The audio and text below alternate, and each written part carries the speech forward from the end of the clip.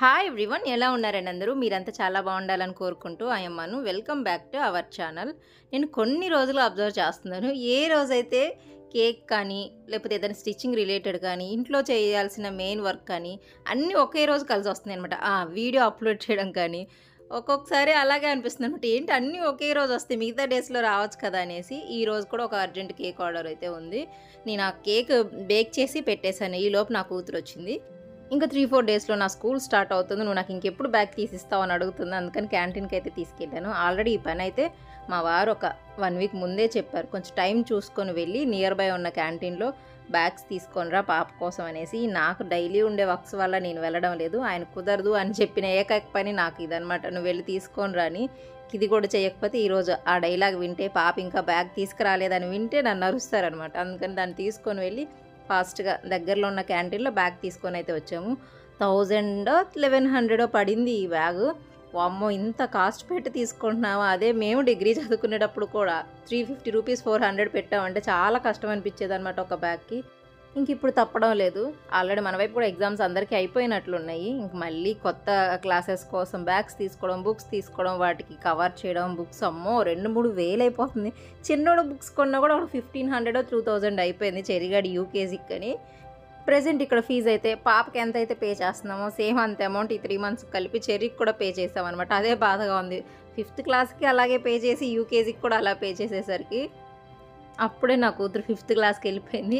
Every mother feeling ఇదే. వాళ్ళ పిల్లలు క్లాస్ స్టార్ట్ అయిన ప్రతిసారి ఎంత పెద్దగా అయిపోయారు, అప్పుడే 4th క్లాస్కి వెళ్ళిపోయారు, 5th వెళ్ళారు, 6th వెళ్ళారు, 10th వెళ్ళారు అనేసి నాకే అనిపించింది అనమాట. మొన్న 4th కదంటే అమ్మ నేను 5th అని అంటుంది. ఈరోజు కేక్ అయితే బ్లాక్ ఫారెస్ట్ కేక్. నేను ఆల్రెడీ బేస్ అయితే బేక్ చేసి పెట్టాను. సమ్మర్ వచ్చేసింది కదా, ఏంటో ఈవినింగ్ కావాలంటే ఆఫ్టర్నూన్ మార్నింగ్ ఫోన్ చేసి చెప్తున్నారు, జస్ట్ అవెన్లో పెట్టో లేకపోతే స్టవ్ మీద పెట్టో తీసేస్తే అయిపోద్ది అనుకుంటారేమో కేక్. ఎన్నిసార్లు అంటాను, అంటే పొలైట్గానే చెప్తానులేండి వాళ్ళకి, కొంచెం ఒకరోజు ముందు ఇవ్వరా నాకు ఆర్డర్ అనేసి. కాకపోతే ప్రతిసారి జరిగేది ఇదే. ఈరోజు అయితే బ్లాక్ ఫారెస్ట్ చేస్తున్నాను. బ్లాక్ ఫారెస్ట్కైనా ట్రఫుల్కైనా చాక్లెట్కైనా మనం సేమ్ బేస్ అనేది బేక్ చేసుకుంటాం, చాక్లెట్ స్పాంజ్. తర్వాత వాటి ఫిల్లింగ్ పట్టి నేమ్స్ పెట్టుకుంటాం అంతే, పెద్ద డిఫరెన్స్ అయితే ఉండదు. చాక్లెట్ అయితే చాక్లెట్ గనాష్ అంటే చాక్లెట్ మూస్ క్రీమ్ ఉంటుంది కదా, అది రెడీ చేసి చాకో చిప్స్ కానీ అలా యాడ్ చేస్తాము. లేకపోతే వీళ్ళకి వచ్చేసరికి బ్లాక్ ఫారెస్ట్లో స్ట్రాబెరీ క్రష్ అంటే వీళ్ళకి ఇష్టం. అంటే నేను చాలా సార్లు నుంచి వీళ్ళకి చేస్తున్నాను కదా, వాళ్ళు ఏ ఫ్లేవర్ని ఎలా ఇష్టపడతారు అనేది నాకు ఒక ఐడియా ఉంది. కాబట్టి నేనైతే ఇక్కడ కొంచెం స్ట్రాబెరీ క్రష్ ఉంటుంది కదా మాలాస్ది, అది యాడ్ చేసేసాను. మీరు ఈ ప్లేస్లో మిక్స్డ్ ఫ్రూట్ జామ్ పేస్ట్ అయినా పేస్ట్ అయినా మిక్స్డ్ ఫ్రూట్ జామ్ అయినా యూస్ చేయొచ్చు, క్రష్ లేకపోతే మీ దగ్గర చెర్రీ క్రష్ ఉంటే చెర్రీ క్రష్ అయినా యూస్ చేయొచ్చు.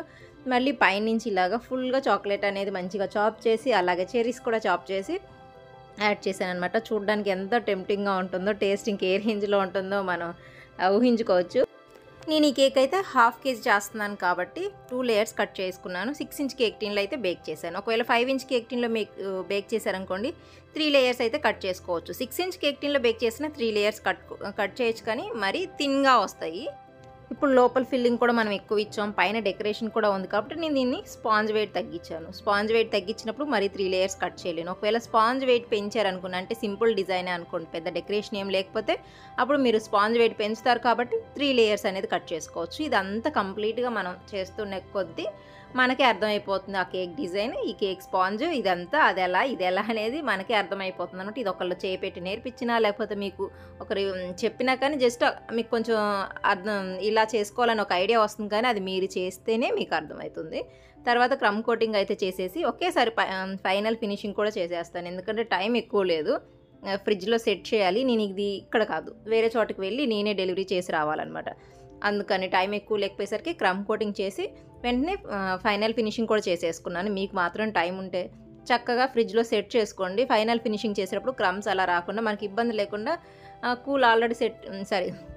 కేక్ ఆల్రెడీ సెట్ అయి ఉంటుంది కాబట్టి మనకు కొంచెం ఈజీగా ఉంటుంది. తర్వాత కొంచెం విపింగ్ క్రీమ్లో పింక్ జెల్ కలర్ అయితే యాడ్ చేసి ఇలా డాట్స్లో పెట్టుకొని ఇలాగా ప్యాలెట్ నైఫ్ హెల్ప్తో ఇలా ప్యాటర్న్ అయితే వేసాను. ఇది చాలా బాగుంటుంది, చాలా ఈజీ కూడా. ఈ డిజైన్ ఎవరైనా ఈజీగా చేయొచ్చు. చూడడానికి మాత్రం భలే క్యూట్ ఉంటుంది. నేను చూపిస్తాను చూడండి, ఈ డిజైన్ చాలా సింపుల్ అనమాట. తర్వాత N1 నోజిల్లో మనం రెడీ చేసుకున్నాం కదా పింక్ విపింగ్ క్రీము, N1 నోజిల్తో ఇలా రోజ్ హెడ్స్ అయితే వేసుకుంటున్నాను. మామూలుగా అయితే మనకి 1 కేజీ కేక్ మీద అయితే నీట్‌గా వస్తది ఈ డిజైన్. దీన్ని హాఫ్ కేజీ మీద కూడా చేసుకోవచ్చు కానీ కొంచెం దగ్గరగా వచ్చినట్లు ఉంటది. 1 కేజీ మీద ఇంకా బాగా చేసుకోవచ్చు. రోజ్ హెడ్స్ అన్నీ ఒకే వైపుకు ఉండేలాగా అంటే మనకి ఎండింగ్స్ అనేవి లోపలికొచ్చాయి. చూసారు కదా! అలా అయితే చేసుకోవాలి. ఒకటి బయటికి, ఒకటి సైడ్‌కి అలా రాకుండా అది కొంచెం నోటీస్ చేసుకోవాలి. నెక్స్ట్ B6 నోజిల్ తీసుకొని కొంచెం వైట్ విప్పింగ్ క్రీమ్ తీసుకొని ఇలాగా డిజైన్ అయితే వేసుకున్నాను. బోర్డర్ కోసం అయితే నూర్ 13 నోజిల్ ఉంటది. అంటే ఇది మనం రోజ్ హెడ్ చేసుకున్నాం కదా! N1 నోజిల్ దాని పిల్ల అనమాట అనుకోవచ్చు. అంటే అంత చిన్నగా ఉంటది. కాకపోతే ఆ డిజైన్ అయితే వస్తది. దాంతో ఇలాగా పింక్ విప్పింగ్ క్రీమ్‌తో బోర్డర్ అయితే వేసుకుంటున్నాను. మనం ఇదే ప్లేస్‌లో చక్కగా కలర్ చేంజ్ చేసుకొని అంటే పింక్ ప్లేస్‌లో బ్లూ కానీ, గ్రీన్ కానీ, యెల్లో కానీ ఇంకా మనకి ఏది నచ్చితే ఆ కలర్ చేంజ్ చేసుకొని వేసుకుంటే ఈ డిజైన్ అయితే చాలా క్యూట్‌గా ఉంటది. 1 కేజీ మీదైనా చేయొచ్చు. 1 ½ కేజీ మీదైనా చేయొచ్చు. కాకపోతే రోజ్ హెడ్స్ అనేవి మనకు పెరుగుతాయి. కాకపోతే హాఫ్ కేజీలో చేసేటప్పుడు 6 ఇంచ్ కేక్ టిన్‌లో బేక్ చేస్తే ఓకే. కానీ 5 ఇంచ్ కేక్ టిన్‌లో బేక్ చేస్తే ఈ డిజైన్ అనేది అంత మంచిగా రాదు. ఎందుకంటే దగ్గరగా వచ్చేస్తుంది. మనకి మిడిల్‌లో ఇలా స్పేస్ వస్తే ఈ డిజైన్ చూడడానికి బాగుంటుంది. తర్వాత మధ్యలో అయితే హ్యాపీ బర్త్‌డే ట్యాగ్ పెట్టాను. మీకు ఇంట్రెస్ట్ ఉంటే రాసుకోవచ్చు. అదే నేమ్ అనేది రాయొచ్చు. లేకపోతే ఇలా ట్యాగ్స్ అయినా పెట్టుకోవచ్చు. అలాగే 0 సైజు సిల్వర్ బాల్స్ ఉంటాయి కదా! అవి సైడ్‌ని ఇలాగా స్ప్రింకిల్ చేశాననమాట. ఈ ట్యాగ్ కానీ, స్ప్రింక్లర్స్ కానీ మనం డెలివరీ చేసే ముందు కేక్‌కి యాడ్ చేసుకుంటే సరిపోతుంది. ఎందుకంటే కొన్ని టైప్స్ ఆఫ్ స్ప్రింకిల్స్ ఏంటంటే మెల్ట్ అయ్యే ఛాన్స్ ఉంటుంది. అలాగే ట్యాగ్స్ కూడా ట్యాగ్స్ అంటే మెల్ట్ అవ్వవు కానీ ఇది ఊడేంది కదా! నేను పెట్టిన ట్యాగ్. మళ్ళీ ఎట్లైనా మనకు వెట్ ఉంటుంది కాబట్టి కేక్‌లో మళ్ళీ అలాంటి ఇబ్బంది ఏం లేకుండా చక్కగా మనం కేక్ డెలివరీ చేసే ముందైతే ఈ ట్యాగ్స్ కానీ, స్ప్రింక్లర్స్ కానీ యాడ్ చేసుకుంటే సరిపోతుంది. ముందంతా డిజైన్ చేసుకొని చక్కగా ఫ్రిడ్జ్‌లో పెట్టేయండి. నాకైతే సెట్ అయిపోయింది. ఫ్రిడ్జ్‌లో పెట్టేశాను. వెంటనే క్రమ్ కోటింగ్, ఫైనల్ ఫినిషింగ్, డిజైన్ అవన్నీ చేసి ఫ్రిడ్జ్‌లో పెట్టేశాను. ఇంకా తీసుకెళ్లే ముందైతే ఈ ట్యాగ్, స్ప్రింక్లర్స్ అనేవి యాడ్ చేశాను. చూసారు కదా! భలే క్యూట్‌గా ఉంది. ఒకవేళ మీకు ఈ కేక్ డిజైన్ నచ్చితే తప్పకుండా మీరు ట్రై చేయండి. చాలా ఈజీ అనమాట. అసలు అంటే మనకి ఎక్కువ డిజైన్స్ వేయడం రాదు అనుకునే వాళ్ళు కూడా చాలా ఈజీగా ఈ డిజైన్ అయితే చేయొచ్చు. మనం మధ్యలో వేసాం కదా! ఆ ప్యాటర్న్ అయితే మర్చిపోవద్దు. అది వేస్తేనే ఈ కేక్ డిజైన్ అనేది లుక్ వస్తది. ఒకసారి నేను అది కూడా వేయకుండా ట్రై చేశాననమాట. అందుకని చెప్తున్నాను. ఆ ప్యాటర్న్ అనేది ప్యాలెట్ నైఫ్‌తో మనం వేసాం కదా! అది మర్చిపోవద్దు. ఇంకా కేక్ డెలివరీ చేసేసి చిన్న వర్క్ ఉంటే అలాగే మార్కెట్‌లో చూసేసి వచ్చాము. మా వారు అంటున్నారనమాట, "నీకు లాభం ఎంత వస్తుందో కానీ ఖర్చు మాత్రం పెట్టేసుకుంటావు" అనేసి. కొన్ని దుప్పటాస్ కావాల్సుంటే చిన్న షాప్ అనమాట కిదర్పూర్ మార్కెట్‌లో. అక్కడ మనకి చాలా టైప్స్ ఆఫ్ దుప్పట్టాస్ ఉంటాయి. వాటిలో చూసుకున్నాను. లాస్ట్ టైం వచ్చినప్పుడు చూశాను కానీ కొనలేదు. ఇప్పుడు వచ్చేసరికి అవి అయిపోయినాయి. ఇంక ఉన్న వాటిలో ఏమైనా బెటర్‌గా ఉన్నాయేమని చెక్ చేశాను కానీ ఏవి అంత బెటర్‌గా అనిపించలేదు. నెక్స్ట్ వీక్ వస్తాయి రమ్మని చెప్పారనమాట. ఇంకా కేక్ అక్కడ ఇచ్చేసాక ఇవి చూసుకొని మళ్ళీ ఇంటికైతే రిటర్న్ అయిపోయాము. ఆల్రెడీ ఇంకా కేక్ కాస్ట్ అయితే నన్ను అడుగుతారు. నేను అది హాఫ్ కేజీ అంటే 1 పౌండ్‌లో చేశాను. 350 అయితే చార్జ్ చేశాను బ్లాక్ ఫారెస్ట్ కేక్‌లో. మీకు ఆ కేక్ డిజైన్ ఎలా అనిపించిందో నాకు కమెంట్ చేయండి తప్పకుండా. వీడియో అయితే మీకు నచ్చిందని అనుకుంటున్నాను. వీడియో నచ్చితే తప్పకుండా లైక్ చేయండి. ఒకవేళ మన వీడియోస్ నచ్చితే మన ఛానల్ కొత్త అయితే సబ్స్క్రైబ్ చేసుకోవడం మాత్రం మర్చిపోమాకండి. Thank you for watching. మళ్ళీ కలుద్దాం మరో వీడియోలో.